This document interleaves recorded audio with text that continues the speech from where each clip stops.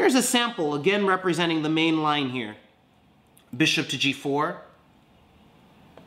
bishop takes e4, pawn takes pawn on e4, knight d2, which attacks this pawn on e4 and also gets the knight out of dodge from the threat of bishop takes f3.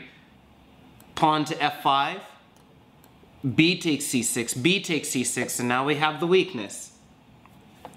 h3, bishop h5, and rook b6, beginning the attack on the c6 pawn. And this position can be evaluated as being a very nice advantage for white.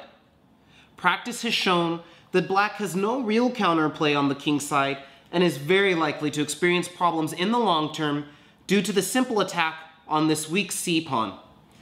Black cannot eliminate the weakness with the move pawn to c5, since white would have knight to d5, followed by queen takes c5. And also, the purely defensive move, rook a to c8, can be met with a number of strong replies, including the simple knight to a4, controlling c5, and continuing to build an attack on the pawn. It is variations like this which show the venom of the Carlsbad at its best. Backing up to the position after the move rook a to b1,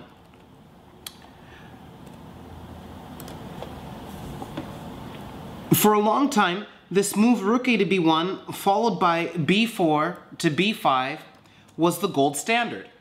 However, the practice of this position by top players has eventually revealed a couple of interesting possibilities for black that threaten to neutralize the move rook a to b1 entirely.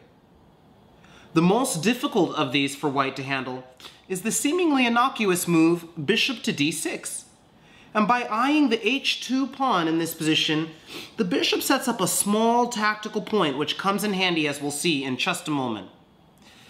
After white continues his plan with the move pawn to b4, black now plays bishop to g4, threatening to damage white's pawn structure with bishop takes f3.